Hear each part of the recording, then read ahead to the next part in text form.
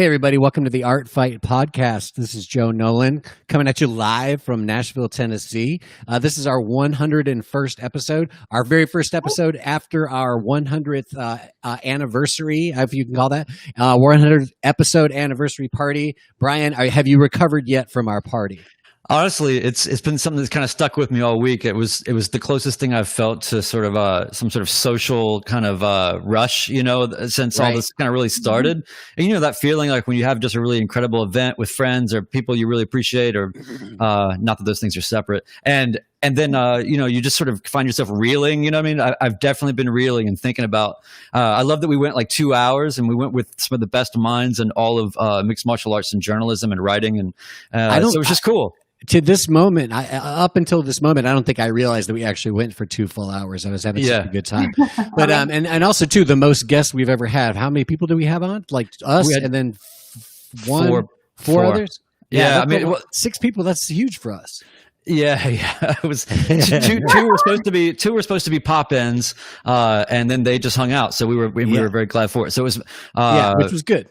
But we have 2 new guests here, and so at least they're squeezed into the same little box on the screen. So we're at least using real estate a little bit better. Yeah, well, this week we're joined by Kari Leigh Ames and Fou Fou, and we're going to talk about a new project you guys have. I was just saying before we started the live stream that one of the things that makes your new project really interesting, and sort of, we're talking about doing this thing last week. We were all, separately doing it via, a digital platform, partly because, all these guests live all over the country and in other countries, but also partly because obviously we're having a hard time being together with everybody right now. And, that goes double for like so many of the art and culture events that have been going on since March. Generally speaking, I'm looking at art, jumping off almost exclusively into digital platforms and how that's almost exclusively not really working that well, and trying to think of how can that work better. But one of the reasons you guys are here today is because you guys are actually going the other direction, and we love when people go the other direction. Yes, so you guys actually have a project coming up that's going to be an in real life project. But to get started, I want to talk to Kari Leigh for a second, and say, you and I actually know each other because of some other projects you've done in the past. Yeah. You're a veteran of the In Real Life project. The Far Out Free Fest was earlier this year. This is like the third? That was the fourth. Fourth. The first time online. First time online. Yeah. Well, why don't you talk a little bit about the festival, the Psychedelic Music and Experimental Film Festival, and tell a little bit about, how that evolved and what you guys did for that this year, just so we get a sense of who you are. Yeah. Okay. So, since the beginning, my co-founder, Brianne, and I, started 4 years ago, and we were heavily inspired by festivals like Bonnaroo, of course, but more so Desert Days in California, Austin Psych Fest, also known as Levitation, and Big Ears is a big one for us, which is, I think, kind of our pinnacle, just the coolest festival we've both been to. And, but we wanted to combine not only just, I feel like even at those festivals, there's a little bit of art installation-y stuff, but we wanted to bring that more in, have light shows. And then eventually it grew into a film festival in the second year that was led by John Warren from Vanderbilt and from Wildwood Films.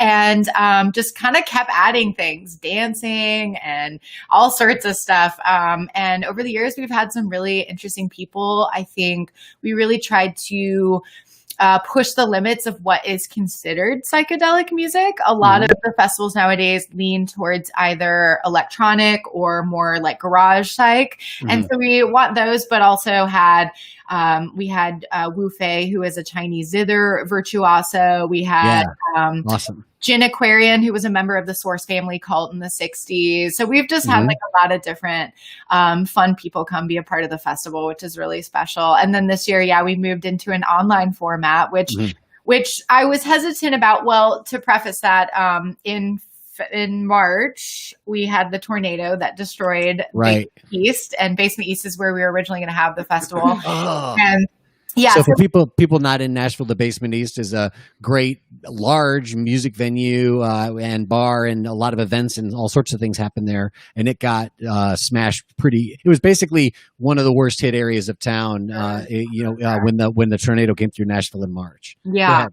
Yeah. And so we were already kind of back at square one, deciding what we were going to do. And then about 11 days later, everything else shut down. So Right. We, in the beginning, saw a lot of streams that immediately happened. The Luck reunion was a big one that we were inspired by. Right. But I think that we decided to change things up a little bit, because I think the main thing that was hurting in those streaming festivals was the quality of sound. Okay. And, it just comes with the territory. So Right. we tried our best to amass all pre-recorded content for the festival and stream it. So I think that kind of helped. Some of the performances had more of a live feel, some were a little more produced, but all of it was pretty much just like live sets, and Right. it was kind of a different way to do it. And then we had the first day was a film festival again, Right. and we just streamed the whole thing on Twitch this year, and had had a pretty good time. I mean, it was awesome. Yeah, it was fun. Awesome. It was fun. BB Danielle collabed on some of the art we had in the market this year on our website and stuff. Oh, So- it was a 3D zine. Actually, it's the first time I've ever had my work in 3D, and I just got the glasses and the zine today, and it looks so good. Yeah. Oh, that's really rad. So yeah, it was Right fun. on. That was our first project working together. Right on. I And think- what kind? Oh, good, Brian. I was just going to say, even just with the first opening of you guys sort of placing yourselves in Nashville and helping us understand the festival and the impetus and all that. What I love is that if you're a Nashville person, especially, it's like, it doesn't matter whether you just got here 5 years ago or if you've been here for 25 years. Anybody can tell you about any project that they're doing, and you're going to recognize these sort of points of sort of constellations in their involvements or their participations or collaborations with other people. I heard you talk about John Warren, I heard you it's like there's so many rich resources here in Nashville. It's kind of we're pretty spoiled, I think, in that way. But it's really cool to hear sort of familiar territory that you kind of mapped out, but help me put together with respect to what you guys are doing. Yeah, I think that Far Out did that. That's one of the things that I get a lot of fulfillment and joy out of, is seeing people that I introduced or put in the same room on accident go on to like work together or play shows together or whatever. Yeah. So that is part of why I started the festival, is, just, I don't know, kind of helping to connect people. So awesome. I think that Nashville sometimes can be sort of segregated between the different scenes and stuff. So I was just trying to like bring some of the different music scenes together and art scenes and stuff. So yeah, we love it. I think that's rad, and I think it's one of those things that I still don't understand why there's not more of that. It still blows my mind. Like it's really a big deal for me when like my music friends show up at like an art event or vice versa. Yeah. You know what I mean? Because generally speaking, if I'm going to a gallery on Saturday night, it's totally different than at the bar when we were playing on Friday night. You know what I mean? Sure. So it's a completely different scene almost. And I don't understand. To me, it's like there should be more. It seems like, I mean, our whole podcast is about mixing all this stuff together, obviously. So to me, it comes naturally that, of course, as a musician, I want to see what's happening in an art gallery, but not everybody feels that way. What's cool for me too is, especially this year, I wanted to bring even more into the festival magic and occult thinking. And what was cool was when I started getting more into those scenes in Nashville, seeing the overlap between those and different visual artists and musicians in Nashville, and seeing them at more magical leaning events and things like that. That was cool. And we had like vendors in our marketplace who would say, "Oh, I didn't realize how many of your festival goers come in my shop all the time," So that was an interesting connection to make as well. Man, just this is totally aside, just a complete detour, but I just had to tell somebody, and I'm going to tell you guys and whoever's listening. Speaking of magic events, I was just recollecting today and going back through video and photos I have of when Sun played the Caves. Yeah. I wish I could have been there. Yeah. What are the caves called, Joe? Or you guys know what are those caves?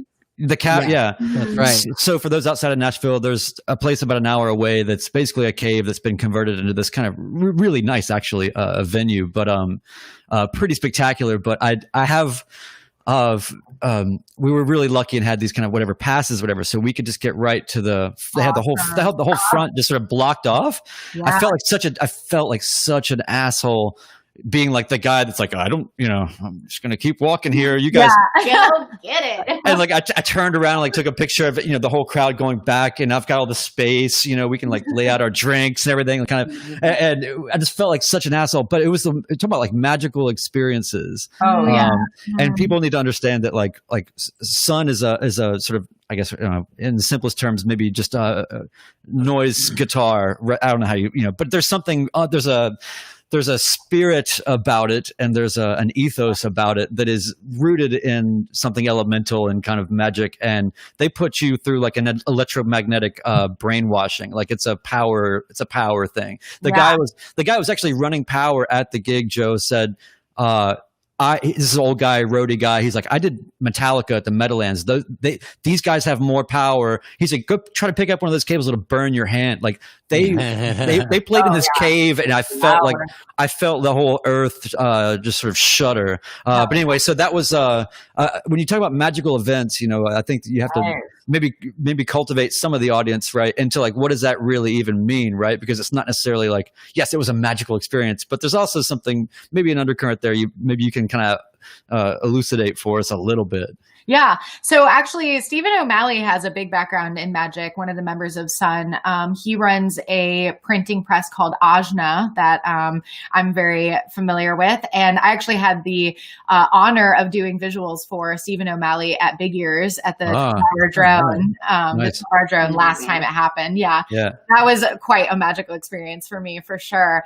And he did the whole thing from the power board too. So he wasn't even on the stage, because I just think his setup is so intense that you can't even get it up on the stage. It was quite an interesting experience for sure. So yeah, I'm a huge Sun fan. I've always wanted to see them. They're amazing. Yes. That was one of those things where I just got a call, and it was like, that it's happening. Can you leave in an hour? It's happening. I didn't even know it was happening. I was like, oh my God. But the other thing real quick too is just that when you talk about, you've mentioned Big Ears a couple of times. I think it'd be good to give the audience a little bit of a context, small amount of context around that, because it seems like a pretty large influence on you. And it's essentially, it's a new music festival that's based out of Knoxville. It's happened over the last several years, but maybe you can kind of tell people a little bit more about it.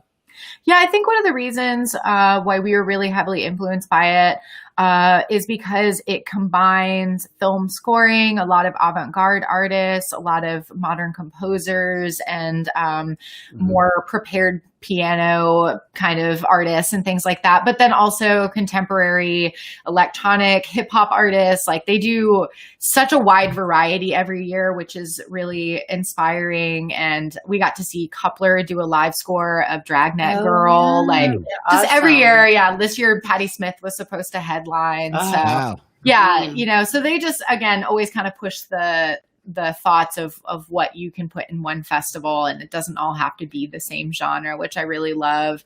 And also, I just feel like the people who go to that festival are so reverent of music and so just like in it, and just present. And you walk on the street with 500 other people going to the next venue, and everyone's real calm and just like excited and happy to be there and respectful. And it was just such a different vibe. And that's really cool, because Nashville sometimes can be about like showing up to look cool or, Right. Yeah, absolutely. So yeah, I like that it's kind of a mystical experience, again. So yeah, that's rad. You mentioned too, when you were talking about mixing up the various scenes, you mentioned something about Nashville's occult scene. You really, you kind of caught my ears with that one. How much of an occult scene do we have here? What's the story? Did you know that there used to be a Thelemic temple like at the end of Belmont Boulevard? That's one of the secret things I know about. There's a rich history of occultism in Nashville, a lot of Freemasonry. The Bicentennial Mall is actually a really amazing replica of an ancient temple. Of course, of course, the Parthenon is a temple to Athena. And then there's also the Egyptian church downtown that is really epic. I've always dreamt of doing an event there. Someday it's going to happen. Downtown Presbyterian Church. Yeah, it's incredible. It's so used to be insane. shows there all the time. Yep. Yeah. So I want to do an event there someday. But I got more dug into it when I started working at Draconis Arcanum, which is a local. You were working there? Yeah, I worked there for over a year now, but I was friends with people there first. And so the owner, Rebecca Peterson, until recently was the body master of the OTO order in Nashville, the order in Nashville. So it's really interesting because she's a Reiki master. She's worked in chaos magic. She's worked in a lot of different realms. So it's cool to get to learn and be mentored kind of by someone who has worked in so many different varieties of magic. So it's been cool to learn a lot from her and meet a lot more occultists just coming in the shop and things like that. But yeah, I mean, before things hit the fan, there was a lot more active, kind of things going on, but it's slowed down a bit. Everyone's turning into solitary practitioners around here, there's a deep-seated, I think especially in the art communities, a lot of them are kind of secret occultists, kind of like you. Well, yeah, I mean, I love it. I'm so interested. I love, tarot and therapy. And when I met Kari, I was like, oh my gosh, you know everything that I want to know. Let me dig your, know everything. So I learn from her all the time. She's being very, very nice right now. No, for real though. It's good to have people that you're close to that you're in awe of mutually, right? Yeah, definitely. Yeah. There's definitely a respect, and she's Libra, I'm Leo, so that's a good creative combo too. So, Joe, what is your sign? I'm a Gemini. Okay. What about you, Brian? Cancer. Okay. Do you guys know this artist B Nettles? I don't think so. Check her out. Look up B Nettles. Look up B Nettles Tarot. I can't remember the exact name of her tarot. Cool. But there was a show at Vanderbilt last year where I had never heard of this tarot deck before. I should know this. Something Harvest. I should know it because of what I'm about to tell you. But I went to this show at Vanderbilt, and the show was sort of all about like symbolism and stuff. It ended with Oh, okay, cool. They had her tarot cards there. Yeah, so she created these tarot cards in the early 70s in North Carolina, and she basically just used stuff that she could find to like create the characters of the tarot, and it's considered to be the first photography-based tarot deck ever created. Yeah, I have pictures. That's so interesting. I love that. Yeah, I've actually got a grant proposal out there. I'm hoping to get this grant, and then the whole idea is I'm gonna do a big the whole big profile on her and the tarot deck, and because the tarot deck is it's rad just the way she did it, just aesthetically. But because of how she did it, just using her friends and family and using just whatever was at hand, it actually ends up being this amazing time capsule of the counterculture in the South in the early 70s. So it's pretty fucking fascinating. But it's interesting because I think, of course the South is, people talk about the Bible Belt, and it's well, what happens if you have a place that's just full of religious thinking? What else, what's going to come out of that? It's for all these churchgoer people, and that's one path, by the way. There's going to be that influence. You look at a place like New Orleans or something like that. It's man, you get all the other stuff goes with it. You know what I mean? Because it's all magical thinking in a way. Yeah. Yeah, for sure. Go ahead, BB. Oh, I mean, no, I was just, speaking of the symbols and the tarot deck and everything, that's why I love the tarot, is because it's therapy. It's another perspective of something that you may be going through. And that's kind of going into our installation and what we're doing. We use good segue. But yeah, and that's what we're doing, is you're going to see a lot of those symbols because, that's what we're about. And Yeah, we added a few of our own symbols in there. For sure. But we're making a really simple deck that'll be part of the installation that people can use for their own installation. That's so cool. So let's go ahead and let's start talking about it. So what's the project called? And then maybe we can talk about where you're having it and how you're going to do it and how it's going to work given the current environment and all that stuff. But just go ahead and start from the beginning and tell me whatever you want. Actually, can I interrupt for a second? I think I should speak on no. Yeah, do it. I really just want to say that we never do this, Joe, but I just wanted to ask. Maybe you guys can do it. Because we're always asking people like, tell us about the thing that you're doing right now, or the book you just wrote, or whatever. What I would love for you to start out with is maybe describe what your sort of desired kind of outcome, or like, because you have to start. You're going to create something. You have some sort of purpose, right? Or you want to make people feel or experience a certain way, or break open some consciousness in this particular area, or what, I don't know, whatever. What is your sort of like ideal sort of desired outcome first? Like what was your goal, right? And then and then tell us all about it, because I really want to feel like I'm marrying up like the idea of what your intention was with the manifestation. Mm-hmm. So, I would say that my original thought about it was, creating a temple space. I originally was slated to go attend an art residency in Finland in September, and that's obviously not happening. But that was kind of originally my thought there was I was going to create some sort of temple space. And with the quarantine, I felt like that made it doubly as important because all the temples around town are closed. There aren't really any groups meeting right now doing ritual work, or even meditation centers are closed. Like there's so many different kind of places that I like to visit and that aren't open right now. So I remember thinking like it'd be so cool if there was if the Sri Ganesha temple was open to only 2 people at a time or something. The Fall Creek Falls State Park, they started doing ticketing entry for the park, and they've limited it to, I think, 150 tickets a day instead of the usual 5,000 people that go there on any given day. And I think that's really amazing because you're giving these people an opportunity to really experience it alone, and not be, just distracted or a rarefied experience, or something solitary and more impacting. Yeah, so that was less social.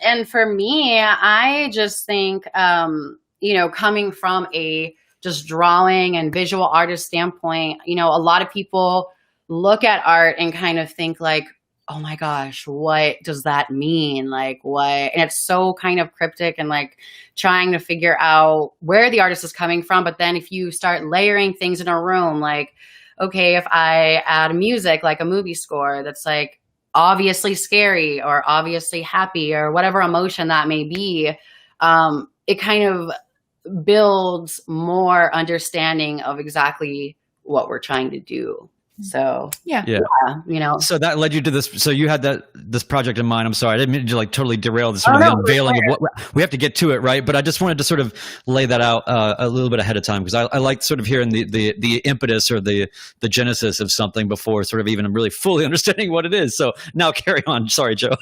That's fine. I promise I've done this before. Yeah. So once you guys sort of had an idea of what you wanted to do, how did you get to a place where you just began to think, let's try to do it, even though it seems kind of impossible to do something like that right now? I mean, that would have been one of my first thoughts. Would have been, I can't do that. But clearly you guys were like, we can do this. Yes. Well, I think part of it was just a congruence of opportunity. I happened to be talking to Graham, the guy who was one of the owners of the Barbershop Theater, and Graham Moat, and the Barbershop Theater in North Nashville. Yeah, on Indiana Avenue. And he was trying to look into maybe people using it as a rehearsal space or just alternative ways to use the space and maybe make some money, since they're obviously not hosting events. And I've done events in that room. The first time I met Graham was because I did the Liquid Light show for a Pink Floyd cover band there.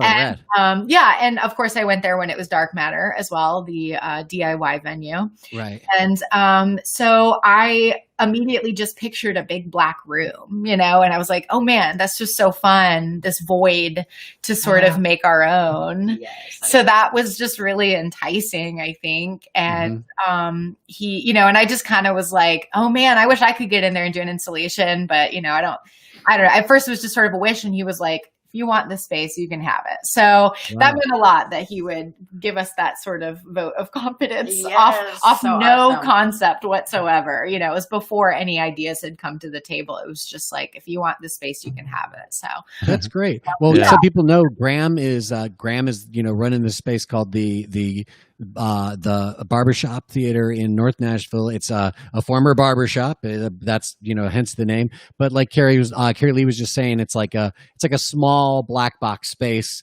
where they do all sorts of different kinds of events. A lot of theater events. His wife is involved in the Nashville Theater. I know she's involved with the Barbershop Theater as well. But they've done lots of performances. I've seen experimental dance and things like that there. But what you guys are going to do is more create this sort of like ritual space, really. Yeah. And I will say that I was influenced by that experimental dance that I think you're referencing. That was his son Kai's installation. Did you go to that? Yeah. That's exactly right. Yeah. Was it A Giant Sits, I think is what it was called? I think that is right. It was so inspirational and just beautiful, and the way they executed it. And yeah, it was definitely a moment where it made me think about how you could use the space in different ways. So that got my gears turning for sure when I saw that show. That was amazing. One of the things that was fun about that show was that there was a lot to it, but there were two dancers who did a routine that was very athletic and very almost kind of violent at times, like kind of like they were like connected but didn't necessarily want to be. It was very flowing all over the place kind of thing. And it really, it was interesting because it was one of those things that kind of reminded me of why do you go to live theater? It's like, because there's things you can do in a live room with real people that are risky and dangerous, and they're very interesting because of that. You know what I mean? And of course they know what they're doing, and they were rehearsed, and nobody got hurt or anything. But it was tense because it was a lot of activity in a small space. And to cap on that, I am heavily influenced personally by Alejandro Jodorowsky, and he used to do these things called the happenings as part of the panic movement in the 60s. And it was like that. It was not only were the events free, which is something I'm really passionate about, is trying to make things as affordable as humanly possible. And hence why we did the Free Fest this year. But also he really brought more value to these events than you were getting in a traditional theater situation. So that's one of the things I really loved, is you ended up experiencing much more than you bargained for. And so I go for our thing too. Yes, absolutely. Yeah. Poetic terrorism. Yes. Wait. Yeah. Wait, what did you say? Poetic terrorism. Yeah. Yeah. So I think that was a big influence, I think, on my thinking for this one as well. Yeah, that's right. So walk us through the space, right? Is that kind of, I want to sort of envision what is and what isn't. Yeah. So I think the experience is supposed to be interpreted and experienced by each person differently. Everyone's going to use the room in their own way. Some may be a little more active. Some may be more passive contemplation when they go into the space. But that's part of what we wanted to encourage. I just miss my friends, and I want them to have a place to come and just see where we've been artistically, but also kind of like maybe reflect on where they are. And I think both of our styles, like a little bit more, dark and magical kind of. And I think there's a lot of like truth in that too. And being like, okay, I don't know what's going on now. How do you feel about it? Like, who are you going to be now? What have you have to do? It's just so much. There is something inherently confrontational about those types of experiences and spaces that I really appreciate. Like there's I did this thing at the Rothko Chapel years ago that I've talked about, but it's one of those things where you're asking people to be confronted with, to the level of like mortality or something, right? It could be it might just be like, oh, this is pretty to some person. It might be like, this is horrifying, or this is too stark of a mirror to be looking back into, with these sort of blank, seemingly blank canvases that are richly painted. It's like this weird, but everything about that space, for instance, is very deliberate, right? It was built that way. It didn't have a central forward-facing apse because they wanted it to be sort of universal, and the numbers and the materials and all that. Everything is very, very particularly done to specification for a particular outcome, or to generate a particular response. And I've definitely been in that space where I've been there by myself, been there with other people, and then also performed in it. And when I did that, by the way, I put myself in the center of the space and then set all the seating facing away from me concentrically. It took the entire burden of performance and ego out of it, right? So it's amazing how just one room thoughtfully presented and creating a construct for people to then pass through to experience it in whatever way that you set up, or whatever, just even in the most stark manner, just by setting up the construct of the entrance and the egress. And maybe there's a time frame, maybe there's not, whatever. Maybe there's something for you to do. Maybe you're here to leave a mark. Maybe you're here to shut the fuck up. I don't know. It's going to be one of these things.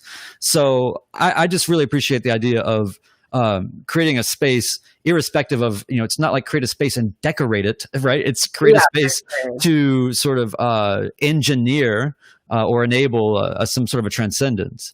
Sure. I think that goes with the festival too. I kind of do the same thing there.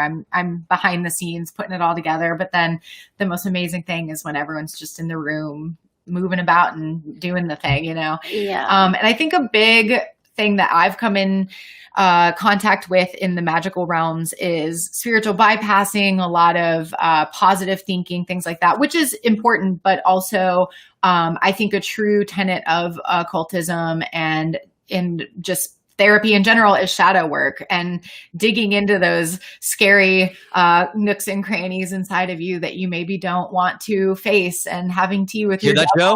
Joe, you hear this? Yeah.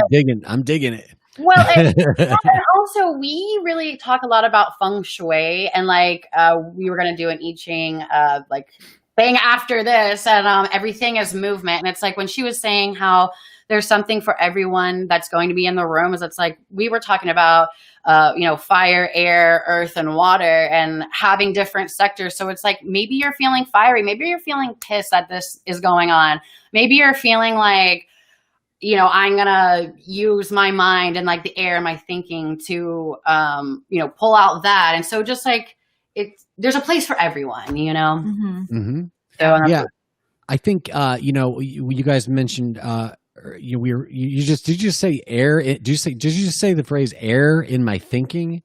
That is, yes, that's okay. So I've been studying the tarot, and air is mind, right?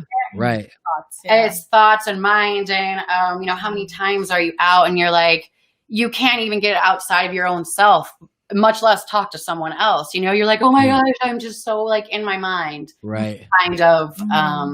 So maybe someone stuck in that place and might navigate towards those types of images for self-reflection, I guess is what I It's interesting to me because whatever, in all this stuff that I've learned about the tarot over the years, and you learn about how the different elements, are representative of, the mind, the body, all this different stuff.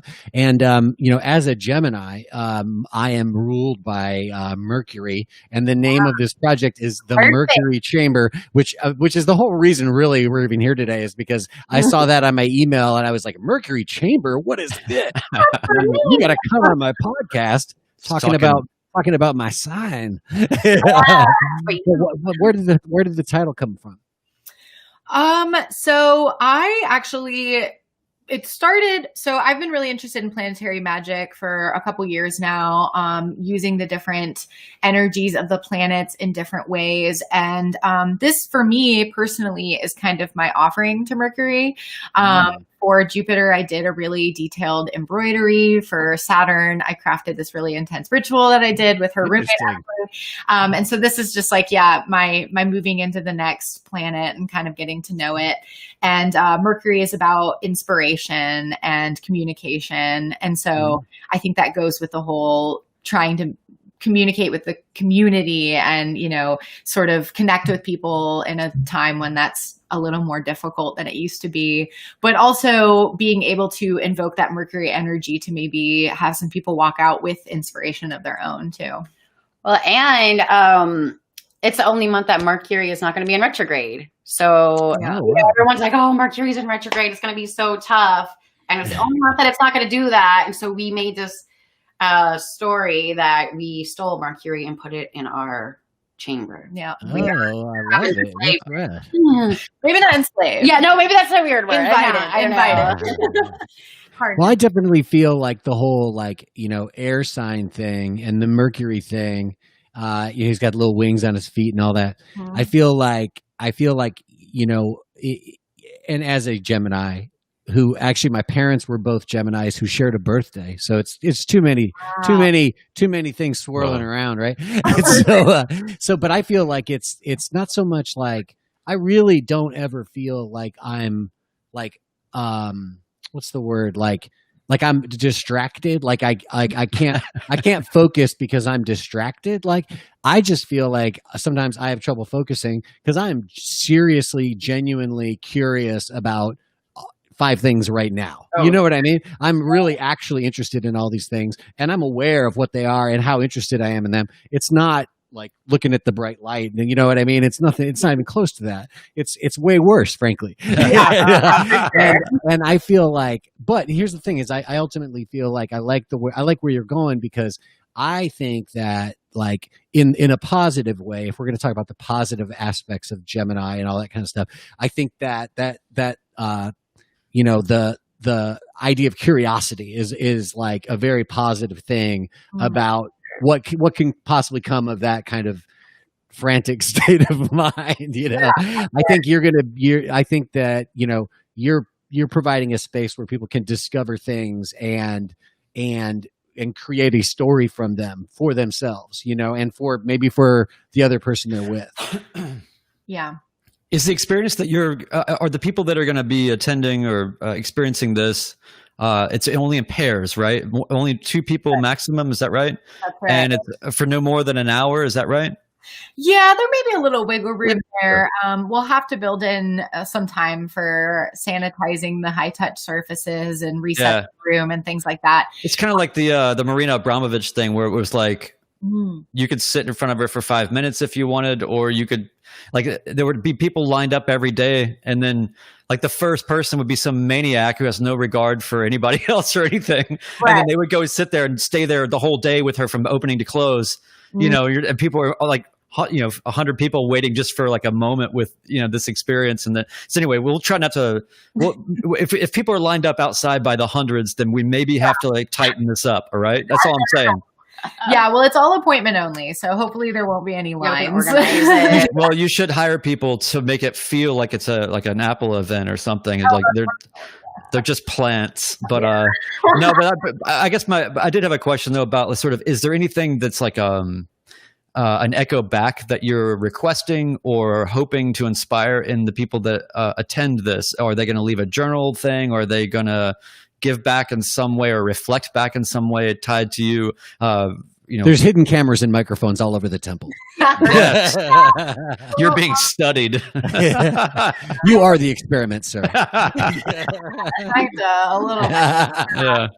Yeah. Well, I will say that first off, part of our deal with Barbershop Theater is that they wanted us to create some sort of video content. So that's something that we're going to be taking out of that space, is creating some different content and things that they can share. But as far as the attendees, there will be an altar space because every cosmic wizard's temple needs its altar space. Yes, for sure. And so they'll be invited to take or leave a piece of offering from that space as well, in addition to whatever self-reflection or revelations may emerge. Yes. I love the idea of take something, leave something, like she was saying. I just want to say that because I actually, I used to live in Austin, Texas, and I went to an exhibit there where and I was not expecting this. I just kind of stumbled onto it, and it was like, take something, leave something. And since I didn't have anything, that I brought, I wrote a like a secret or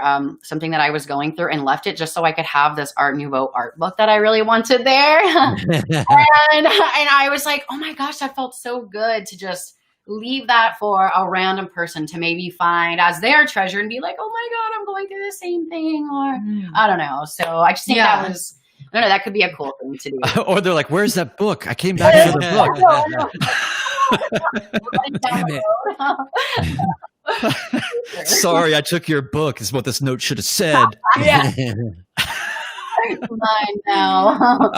No, that is cool. I mean, it's nice to have open-ended. I'm sure there'll be things that happen from that too. You know, there'll be things that you don't anticipate that will just evolve, or people sometimes inevitably in a space. That's the other thing about it, is everybody has their own strange way of emanating or taking sort of domain, whether temporarily or not. You know, people make themselves a part of a space. Yeah. You know, it's kind of like when, you know, like with the mother-in-law comes and all of a sudden they're like doing the dishes at your sink and do like running the kitchen, like they, you know, it's that kind of vibe, right? Like some people really move into a space, right? And then other people are very sheepish and maybe sort of, you know, meek about it and very respectful and quiet, you know, so I'm sure there'll be all manner of responses and interactions. It's just such a cool idea.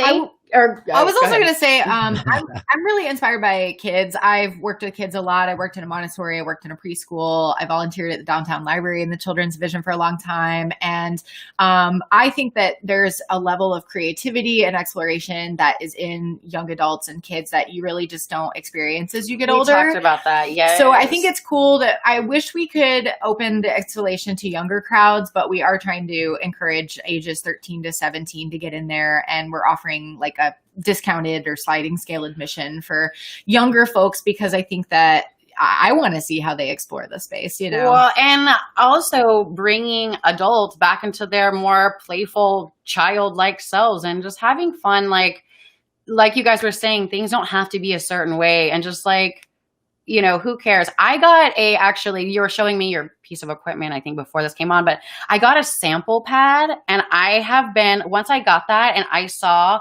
the archives of sound that were possible, you guys have no idea. I got spaceships landing. I've got aliens walking on the moon. I mean, I'm like writing a whole script story through the sample pad of places you can go. Are you talking about like a sort of a sound effects sort of like a trigger thing, or you know, like the electronic guys, like do the sampling and like the drum beats and stuff. Yeah. Well, you know, so I work in a jazz room that is closed right now, Rudy's Jazz Room. Yeah. Oh, great. I've been introduced to so many instruments. I mean, like the Oriental harp, the glockenspiel, and like all amazing things. And I'm like, so going to a show now where it's just like the main guys up front, the bass players over there, and like there's just, I'm like, there's sounds that are blasting off into space right now. So I would like want to find those weird avant-garde sounds and make them make sense somehow. I love what I'm seeing right here, because it's sort of like this, you can see like your that sort of childlike wonder, right? That you're sort of like, obviously the idea of sampling and manipulation and control of implementation of sound is something that super excites you. So you should triple down on that. It's I've been wasting my time with it since a time called the early 90s, and I'm still obsessed. So fun. Danielle's also the front person for a band called Primary Sound. She bounces around, pogoes around like a little punk rock cowboy. And wear a wizard's cap. That's like my thing is, I'm like, I want to get as weird as possible. Like, this is about the art. Like, I don't care about it. Well, and so the cool thing about Nashville too is like, you got, you know, before everything went down, you know, you got Betty's and what's going on, been going on over there for a long time, you know, with the avant-garde scene and festivals and all that. Joe, you ever get over to Betty's before all this happened? You know what? Yeah, sure. It seems like a million years ago, but yeah. It's one of those things where it's so strange how there's sort of two waves of experience in Nashville, for at least from my experience, which is like everything from when I moved here in the 90s until everything had to do stop smoking or whatever, you know, like 2009, 10, something like that, maybe, you know, with a few exceptions, but generally like so then you had like, and then went back to New York, and then I came back and I was like, oh, everything's the same sort of, except for those condos now. And then all the venues that I used to really like going to are just kind of cleaned up a little bit. It's so weird. And then now they're just gone. Yeah. Yeah. So, Isn't the spring water about to go also? Oh, I don't know. That's the first time I've heard of it, but now, I mean, I don't know what to expect. Did you hear something, Brian? I read something. It was like there was some sort of a developer that, I mean, because that's prime. It's killer land, for developers or whatever. Well, I know that the barbecue joint's gone, right? Oh yeah, that's been gone. Yeah. So I guess the thing is it's like, it's a weird thing that you have to. I know a lot of cities are experiencing this in terms of like whatever change, but it sucks to have such sacred sort of experiential memories, and like, I mean, worlds happened at the spring water. Real deep things happened there. For people who don't live in Nashville, the spring water, Betty's, even like the VFW over in Inglewood, like all these places have like, music shows like you might expect, singer-songwriters or bands playing and stuff, but they also do their fair share of like really crazy avant-garde weird music. Like I saw Marshall Allen play at the VFW, or is it Veterans? What's the name of that place over in Inglewood? Is it a VFW hall? Am I right about that? Yeah, I think so. But anyway, it's basically it's a space for veterans to hang out, and they have a lot of country music, and they do like a honky tonk thing there every Thursday or something. But I saw fucking Marshall Allen play a fucking soundtrack to an experimental film there. So it's weird the way there's this weird like blend between like dive bar culture and like avant-garde music culture in Nashville. Like you always would see good noise acts at Spring Water. Oh yeah, for sure. Which is a dump.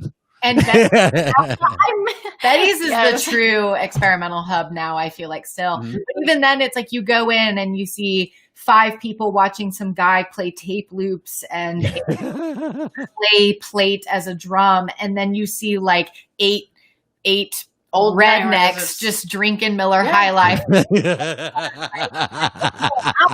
Yeah, for sure. Unfazed, but just kind of like whatever. Yeah. It is a beautiful disconnect that connects there, right? It is a funny blending of worlds, man. I just hope it sustains, but hopefully like what you guys are doing with the space sort of continues, just sort of using space to create cool things to happen, because this town needs more things that are whatever, not standing in front of murals, or not getting wasted downtown or whatever. I don't know, man. I feel like I'm a little bit can I just say this, Joe? I might need some therapy, man, but I'm pretty down on Nashville right now, and I'm trying to like get it back together, man. Think about the idea that like when we're able to do all these things in person again, there's a real opportunity to do them better and do them differently. You know what I mean?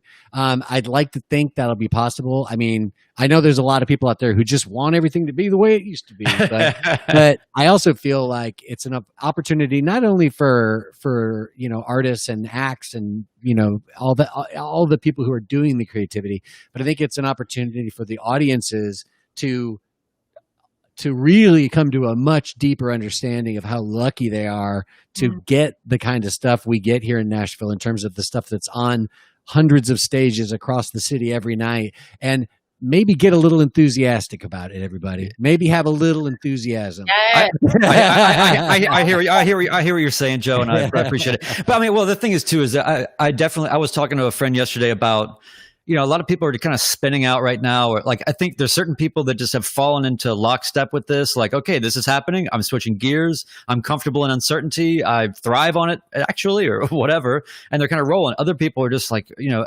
remaining in sort of existential dread or questioning states, right? And I was talking to a friend of mine that's maybe more towards the latter, which to me it seems weird, because I've got like, you're talking about your curiosity as a Gemini, Joe. It's like I don't. Maybe a Cancer has it too, because I can't believe how problematic my passion is. Every day I get up and I want to learn and do so many things, and then the day flies by, and this has been going on for a long time. So I think it's just going to be that way.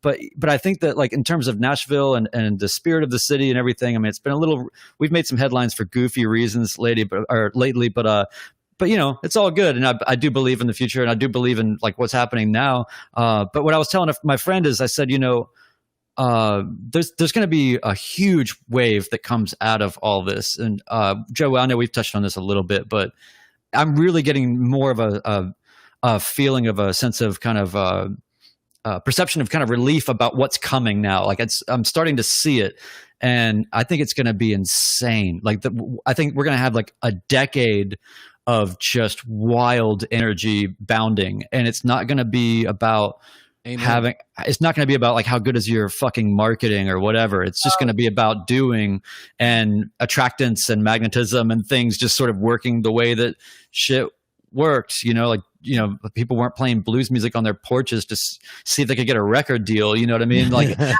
it's just culture will become, I think, not a facsimile, as much, right, of what we idealize as culture. It's just going to be sort of this. Everybody's been kind of ground down a little bit, so I think that there's a huge time coming. It's going to take a year or two to sort of really get it into gear. But Joe, I appreciate your optimism, and I'm picking up what you're putting down. Yeah, man, that's that Gemini energy coming through. Yeah. Yeah.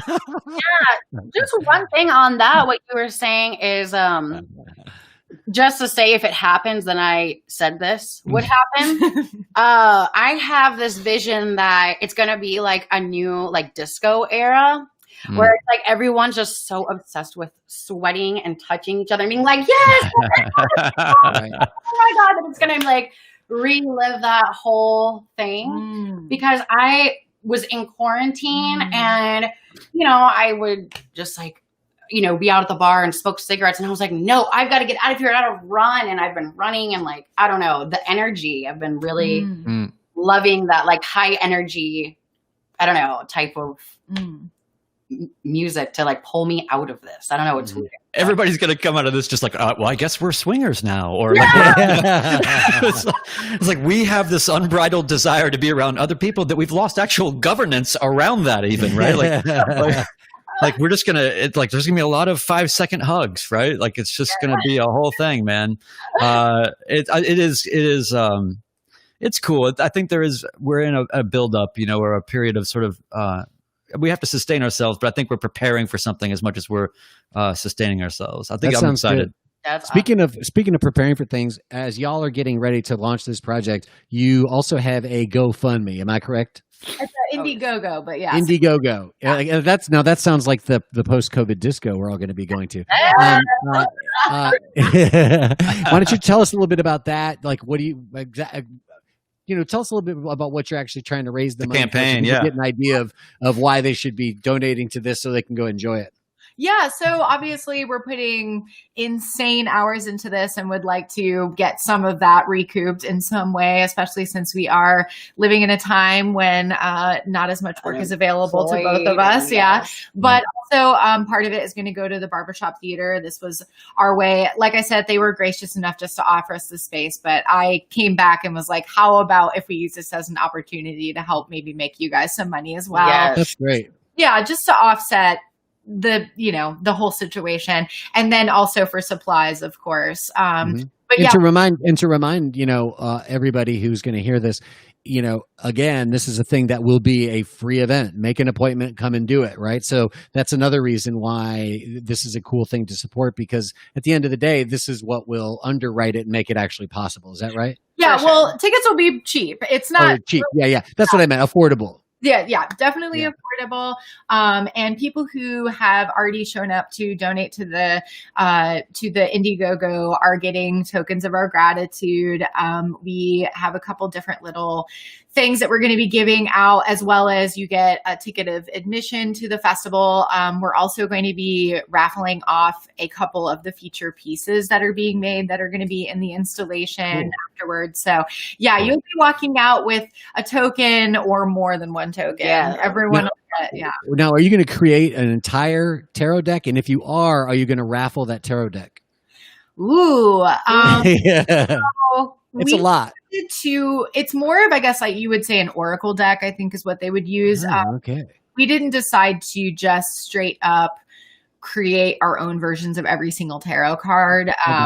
We wanted to put our own symbols in and things. But still a divinatory system. Yes.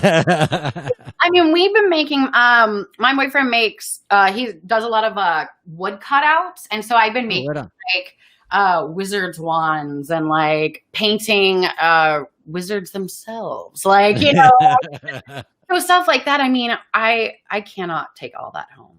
Like we have to, so our backyards are going to look like the front yard of Wayne Coyne's house. From Exactly. Yeah, so this will be a way for some people to get some mementos from the experience. A lot of people, of course, that are donating are our friends and stuff. So yeah, that's rad though. Yeah, it'll be cool. They'll get a little piece to take home of the temple after. Well, I feel like we're all, hopefully all of us, but in our own ways, trying to do what we can to support, the local businesses that we want to see on the other side of all this stuff. And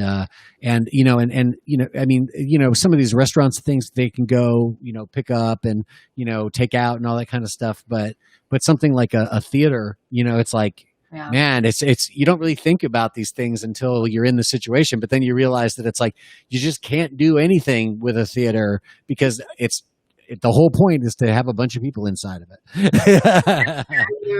So, that's what's going on with Rudy's Jazz Room. I mean, it's a live venue, so it's like I don't know. Yeah, and in Rudy's Jazz Room, if I'm not mistaken, which is like the place to see jazz in Nashville, by the way. But y'all have like a bar and then have sort of a limited menu. Is that right? Or it's the New Orleans style. Yeah, kind of crawfish, po' boys, all that.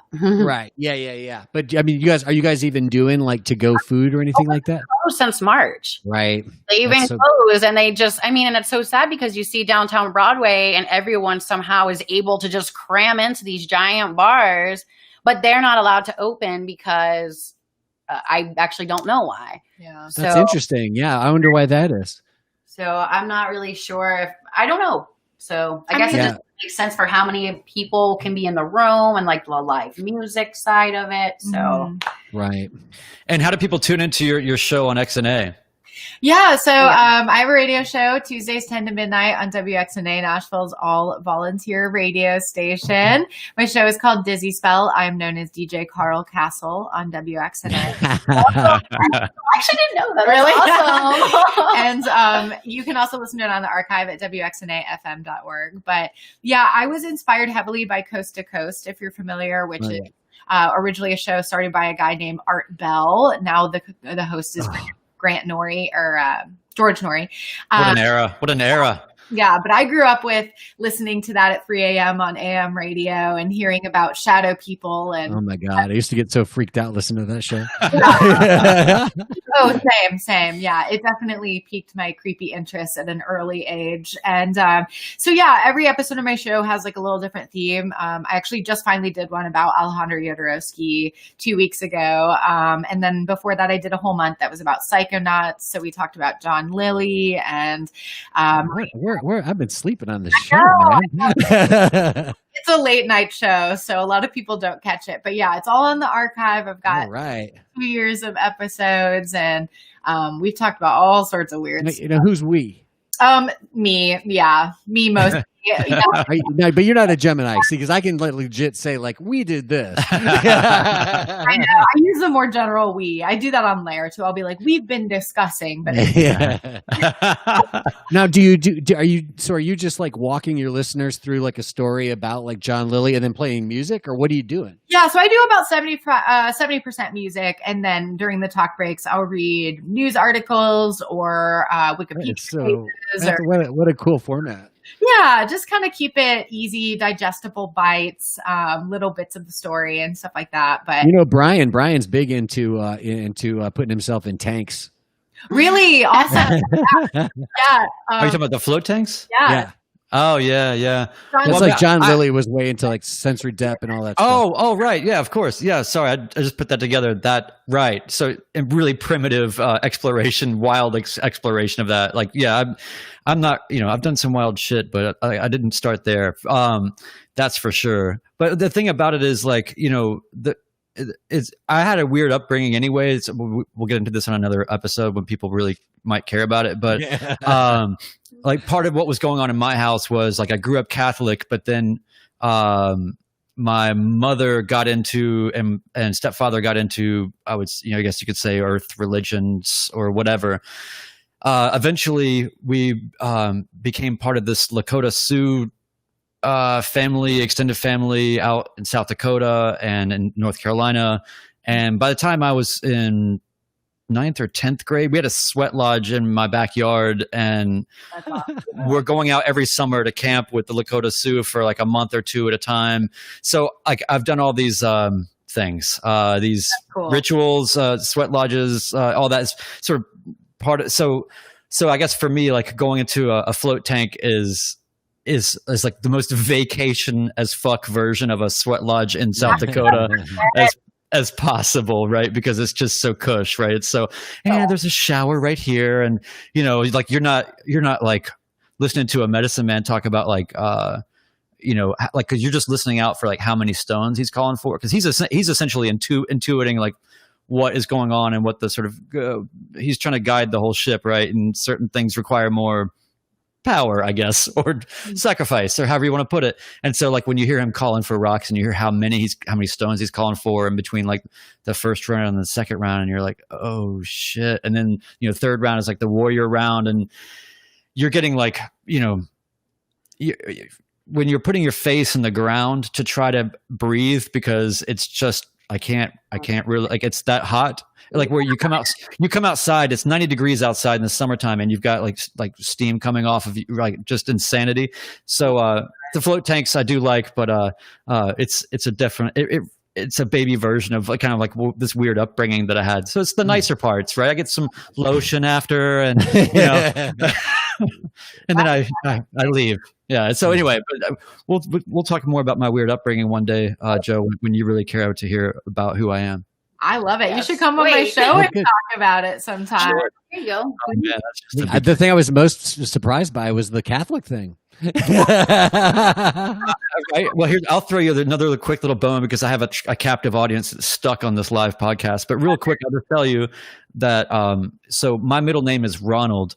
I was named after the priest from the church that my mother and father went to. His name was Ronald. So he baptized me, and then they were all really tight, good friends and everything, and they named me after him, and that was the thing. Well, 4 years later, my parents got divorced.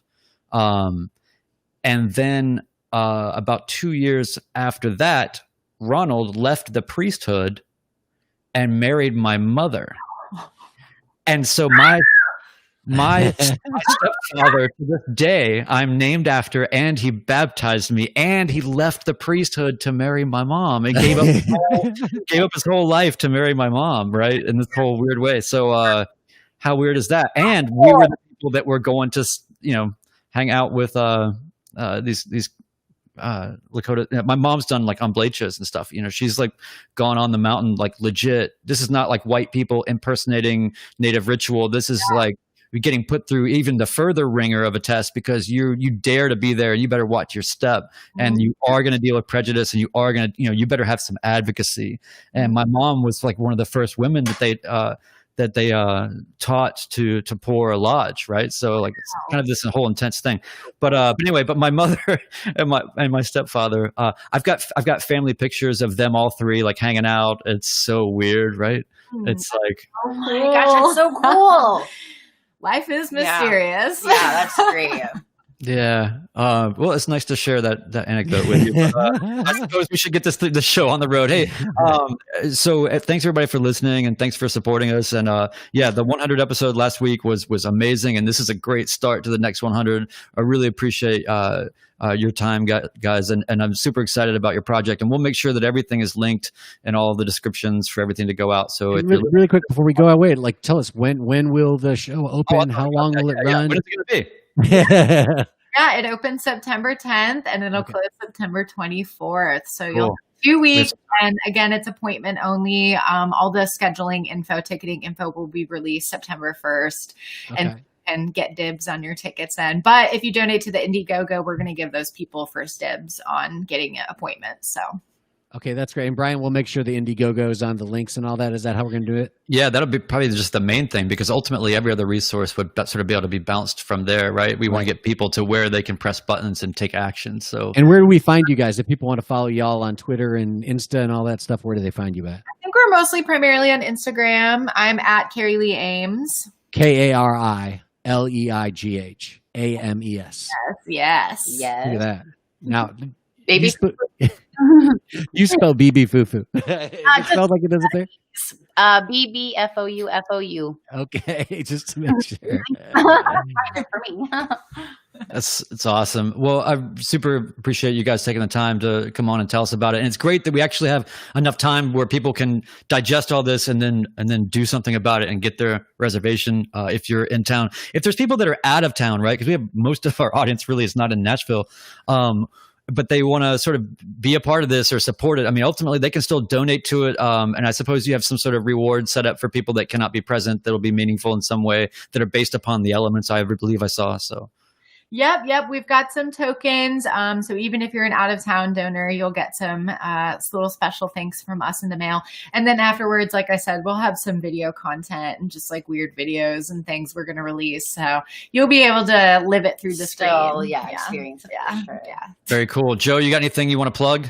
I just think I don't have anything I want to plug for myself, but I just wanted to tell you guys. I just think it's really cool. And like I said at the beginning of the show, I just, I'm thinking through really this week. I think I was just getting into some interesting ideas about how like you can take, art, visual art, especially, into the virtual realm, like even further than most people are doing right now. And once you get into that space, it starts to be purposeful and it starts to make sense. It doesn't feel like it's just a dumbing down cheap replication of something you should be doing in person. Yeah. But you guys actually trying to figure out a way to again, the whole world is zigging and you guys are zagging, right? And I think I always love it when somebody's like, no. What if we do exactly not what everybody says we should do right now? Is there a way to do that? And I really think that what you guys are doing, I mean, I'm somebody I've been quarantined like a motherfucker for months now. And I'm very thinking about everything I might do. It's like, is that worth it? And if it is worth it, how do I do it and make it safe and da-da-da. But what you guys are doing essentially is, having very few people who are obviously probably, already together in their quarantine lives anyway, going through this space, in pairs, cleaning stuff in between. We know, from what we've learned over these last few months that, the people touching things isn't as big of a deal as people all being together, spitting microscopic stuff in each other's faces. Unfortunately, yeah. I wish we could do that again. but so I feel like what you guys are proposing really is a cool way to say we really can be out in the world together. We really can enjoy art together. We just can't do it all at the same time. Yeah. Yes. Not to throw a quote out there, but I'm a huge Iggy Pop fan. And I saw an interview and it was like, someone asked him what it meant or how he got to be where he was. And he was saying that he had a vision and it wasn't traditional. He didn't know anything about music, but he just really had this vision. And he said, and in that space and the in-between space, there's so many interesting magical things that happen and that are just so I don't know, but I'm just gonna do it and figure it out. And I love that. I think that's amazing because sometimes you can't think of it all right then and there. And it can be intimidating, but just going for it. Yeah. I don't know. Yeah, I think quarantine has definitely created some freedom and some room for people to just kind of go back within themselves, worry a little less about the outer elements, the outer, what's the word I'm looking for here?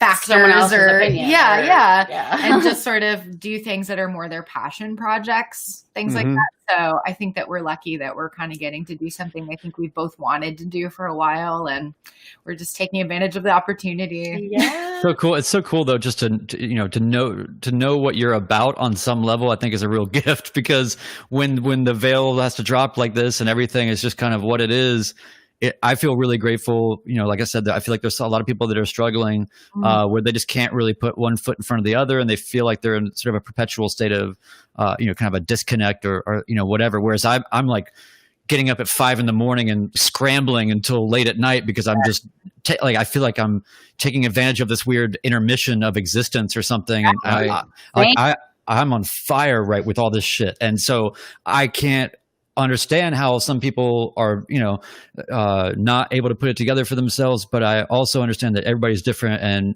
weighed down with a lot of other factors, or it's just massively more affected in a direct way that we're just really fortunate to not be. So I just want to make sure that those people, have some, it's kind of like, even if you feel like you're not really fully together and not able to get one foot in front of the other to have some momentum towards a project, or you're challenging yourself on everything you've ever done and why have I even done this or whatever, that's all still progress, man. Like deconstruction is progress. Questioning everything is progress. Like it's hard to I feel like a dick sometimes because it's sort of like almost like trying to tell a person with anxiety to calm down. It seems so, you know what I mean? It's like, oh, yeah, right.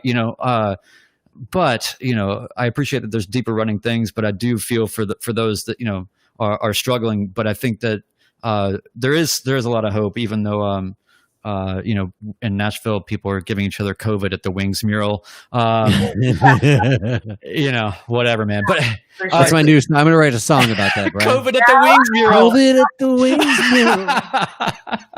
I know, and I've seen it in my own life. There are people. Hot chicken virus.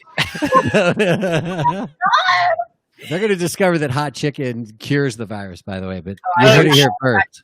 Hey, she was about to say something very empathetic. I'm sorry. Go ahead. Hot chicken and marijuana. That's the secret to saving COVID. What did you say? What is it? Marijuana? Chicken and marijuana. Yeah. But no, I was just going to say that, I did definitely have seen some people being pretty listless or just kind of deconstructing, like you said, trying to figure out what they even are about, what their passions are. And I think that I'm hoping people maybe will take inspiration from the Mercury Chamber and, I don't know, take something. Yeah. And you guys were talking about too at the beginning of this, of the curiosity, your curiosities of things. I mean, people, that can't put one foot in front of the other. I think that there's a lot of intimidation before they even start, like, okay, this isn't going to work. But it's like, it could be as simple as like, I want to know where the color green comes from. Okay, I'm going to look that up. And it's like finding fulfillment and just like things you're thinking about, like whatever. Right. Even in the simplest terms, it doesn't mean you have to know like what your next big project is going to be, right? Like everything's just sort of a step towards that. And I will say, like, I have notes right behind me, actually, in a book of like where the first time I'd ever gone to the Rothko Chapel, I wrote down what I was thinking and perceiving, and I was in a pretty intense time in life or whatever and all that. And I was traveling by myself. It was awesome. And I wrote all that down, and it was just a matter of maybe 6 years later, I'm doing a site-specific composition inside this place for their 40th anniversary, and it's like my greatest dream in life to do this thing. So I was coming from a place of like, divorce, dad just died, like all this awful shit, and within a matter of, it took years, right? But I mean, that it might be that somebody comes to the chamber and they become some sort of a enlivened and important collaborator of yours, maybe even in a few years or something, right? So I think that it's a vortex ultimately of sort of opportunity and fertility, and so I think that don't use me for your marketing because I explain it very well, but it sounds fucking awesome. Yeah, we're gonna give birth to that new disco era. Yeah. I was going to say that I was pleased as punch when Joe Nolan in our email said that he likened it to if Kenneth Anger made Meow Wolf, because hey, that's pretty good. That's exactly what we're going. So, yeah, I think that sums it up pretty damn well. Joe, you do have a way. Joe, that's you have the like show, y'all. Yeah, you do have a way of like summing things up. It's profound, man. I'm always honored to be around energy. Yeah. Yeah. In one ear, out the other. Is that what you're saying, Mercury? Yeah, but it's good in between, baby. It's real good in between. Yeah. All right. Well, so we're gonna cut out of here. We're gonna say goodbye to everybody, and then we'll hang on with you guys for a minute in the sort of virtual green room after, where we'll have we have a lot of booze laid out for you guys and everything else. So just hang loose. But everybody, thanks for listening. Joe Nolan, thank you all the time. Thank you. Thanks for being here, guys. Yeah, we've been trying to hook this up for a while, Kari. So I'm glad we got to actually do it. Me too. Yes. All right, and if you're listening, man, take action. Follow these humans that are doing special things and support it. All right, Give us some money. All right, I'm going to press the button that cuts this thing off of the internet, and then we can do some real talk. All right.